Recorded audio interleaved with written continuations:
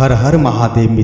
मित्रों मन में विश्वास और श्रद्धा हो तो आप मन चाहा फल प्राप्त कर सकते हो। इसके लिए चाहिए मन में विश्वास भरी श्रद्धा।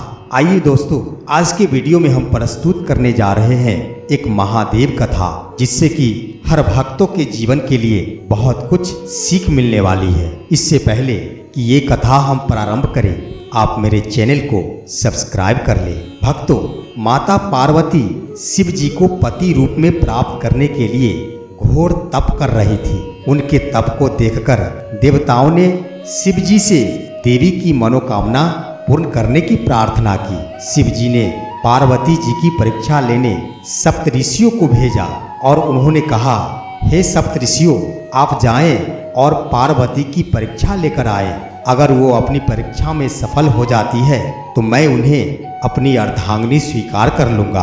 अब सप्तऋषि पार्वती जी की परीक्षा लेने उनके पास पहुंचते हैं। उनके पास पहुंचने के बाद सबसे पहले सप्तऋषियों ने भगवान शिव के सैकड़ों अवगुणों को बताते हुए माता पार्वती को शिव जी के अवगुणों से परिचित कराते हैं। लेकिन फिर भी पार्वती जी को महादेव के अलावा किसी और से विवाह मंजूर नहीं था। विवाह से पहले सभी वर अपनी भावी पत्नी को लेकर आश्वस्त होना चाहते हैं। इसलिए शिव जी ने भी पार्वती जी की परीक्षा लेने की ठानी थी। अब जब सप्तऋषियों ने भगवान शिव को यह संदेश दिया कि किसी भी परिस्थिति में पार्वती जी आपको ही अपना वर बनाना चाहती है, तो भगवान शिव स्वयं उनकी परीक्षा लेने का निर्णय लिया और भगवान शंकर प्रकट हुए और पार्वती को वरदान देकर अंतर्ध्यान हो गए। अब जब माता पार्वती तप कर रही थी, उसी वक्त तप स्थान के निकट तालाब में मगरमच्छ ने एक लड़के को पकड़ लिया। अब लड़का जान बचाने के लिए चिल्लाने लगा। उस लड़के की चिल्लाहट सुनकर माता पार्वती जी उस तालाब के निकट पहुंच गई। उनका हृदय द्रवित हो गया और माता पार्वती देखती है कि मगरमच्छ लड़के को तालाब के अंदर खींचकर ले जा रहा है। लड़के ने देवी को देखकर कहा, हे माता, मेरी न तो माँ है और ना ही बाप है, ना कोई मित्र है। माता, आप ही मेरी रक्षा करें। तब पार्वती जी ने मगरमच्छ से कहा, हे ग्राह, इस लड़के को छोड़ दो। ये बातें सुनकर मगरमच्छ बोला, दिन के छठे पहर में जो मुझे मिलता है उसे अपना आहार समझकर स्वीकार करना मेरा नियम है, इसलिए मैं इस बालक को नहीं छोड़ सकता।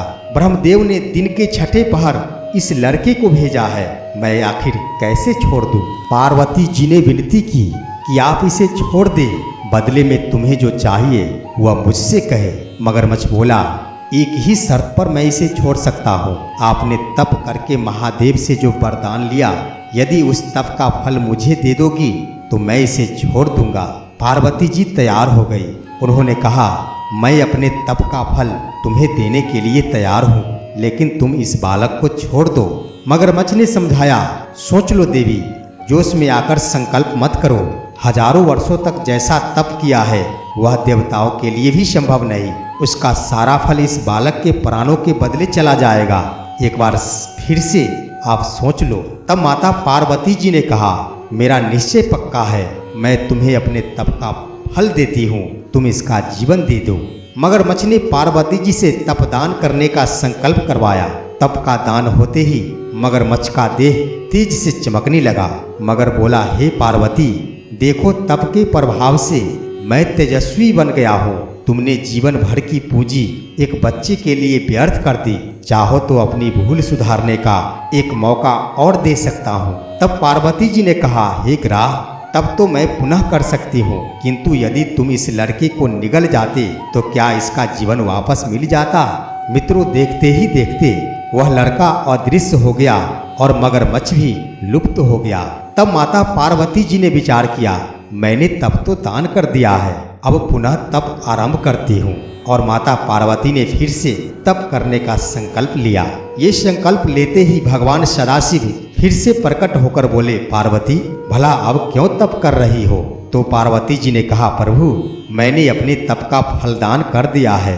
आपको प्रतिरूप में पाने के संकल्प के लिए मैं फिर से वैसा ही घोर तप कर आपको प्रसन्न करूंगी। महादेव बोले, मगरमच्छ और लड़के दोनों रूपों में मैं ही था।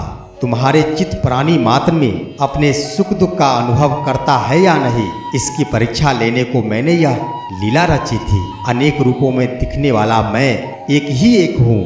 मैं अनेक शरीरों से अलग निर्विकार हूँ। तुमने अपना तप मुझे ही दिया है, इसलिए अब और तप करने की जरूरत नहीं।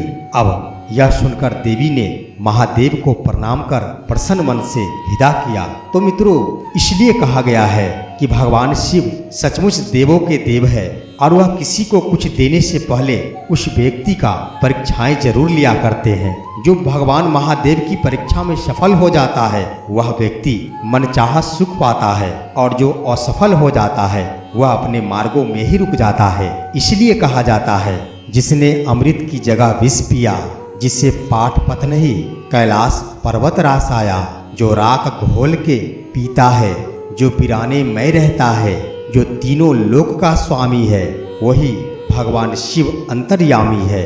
मैं उनका भक्त हूँ, मुझे बस उनकी महिमा ही प्यारी है। आनंद लूट ले बंदे, महाकाल की बंदगी का, न जाने कब छूट जाए ये साथ जिंदगी का। जैसे ही हर हर महादेव बोलता हूँ, कसम से दिल को बड़ा सुकून मिलता है। अगर आपकी समस्या एक जहाज की तरह बड़ी है तो भूले नहीं कि प्रभु की कृपा सागर जितनी विशाल है। शिव सृजन है और विनाश भी, शिव मंदिर है और शमशान भी, शिव आदि है और अनंत भी। भगवान शिव कहते हैं कि जो क्रोधित विचारों से मुक्त है उन्हें निश्चय ही शांति प्राप्त होगी। महादेव कहते हैं, करेगा घमंड तो इंसान तेरा अंत बुरा होगा, कर ले शिव भक्ति तभी तेरे जीवन में नया सवेरा होगा। समय के साथ सब कुछ बदलते देखा है, बस एक महादेव को बदलते नहीं देखा। मुश्किलों से डरकर रोना भूल चुका हूँ कब का, क्या डरना जब सर पर हाथ हो महादेव का। मित्रों, महादेव कहते हैं कि ईश्वर हर जगह है, इसलिए आप हर जगह प्रार्थना कर सकते हैं। महादेव कहते हैं कि ऊपर वाले की न्याय की चक्की धीमी जरूर चलती है, लेकिन याद रखना ये पीसती बहुत ही अच्छे से है। इंसान के जीवन में सुख दुख धूप छांव के जैसे होते हैं। अगर दुख आता है तो सुख भी आएगा और ये आते जाते रहते हैं। महादेव कहते हैं कि सदैव संदेह करने वाले व्यक्ति के लिए प्रसन्नता ना तो इस लोक में है और न कहीं और है। कभी भी किसी दूसरे की बोली हुई बात सुनकर किसी को गलत ना समझे। समझदार वही होता है जो बात की तह तक जाता है। भाग्य से जितनी ज्यादा उम्मीद करोगे वो उतना ही ज्यादा निराश करेगा, और कर्म पर जितना जोर दोगे वो हमेशा उम्मीद से ज्यादा देगा। इतिहास कहता है कि कल सुख था, विज्ञान कहता है कि कल सुख होगा, लेकिन धर्म कहता है अगर मन सच्चा और दिल अच्छा है तो हर रोज सुख होगा। कभी ऐसा समय नहीं था जब मैं, तुम या ये राजा महाराजा अस्तित्व में नहीं थे, ना ही भविष्य में कभी ऐसा होगा कि हमारा अस्तित्व समाप्त हो जाए। महादेव कहते हैं कि जितना हो सके खामोश रहना ही अच्छा है, क्योंकि सबसे ज्यादा गुनाह इंसान से जुबान ही करवाता है। संबंध बड़ी बड़ी बातें करने से नहीं, छोटे छोटे भाव को समझने से गहरे होते हैं। सहारे इंसान को खोखला कर देते हैं और उम्मीदें कमजोर कर देती है। अपनी ताकत के बल पर जीना शुरू कीजिए। आपका खुद से अच्छा साथी और हमदर्द इस दुनिया में कोई नहीं हो सकता। इस दुनिया में जरूरी नहीं जिसे तुम चाहो वो तुम्हारा हो, जीने के लिए तुम्हें उसी का सहारा हो। कश्तियाँ टूट जाया करती है, जरूरी तो नहीं होता कि हर कश्ती को किनारे हो। बुरा लग जाए ऐसा सत्य जरूर बोलिए, परंतु सत्य लगे ऐसा झूठ कभी मत बोलिए। जिंदगी में दो लोगों का होना बहुत जरूरी है, एक विश्वास करने वाला और एक विश्वास दिलाने वाला। महादेव कहते हैं कि अगर किसी परिस्थिति के लिए आपके पास सही शब्द नहीं है तो सिर्फ मुस्कुरा दीजिए।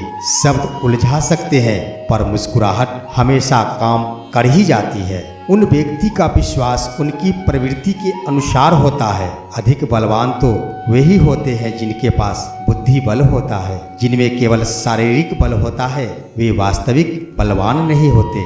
भक्ति और भरोसा इतना करो कि संकट तुम पर आए तो चिंता महादेव करे। किसी भी व्यक्ति को अच्छे से जाने बिना दूसरों की बातें सुनकर उसके प्रति कोई धारणा बना लेना मूर्खता होता है। उस व्यक्ति के लिए सभी परिस्थितियां अच्छी है जो अपने भीतर खुशी संभाल कर रखता है।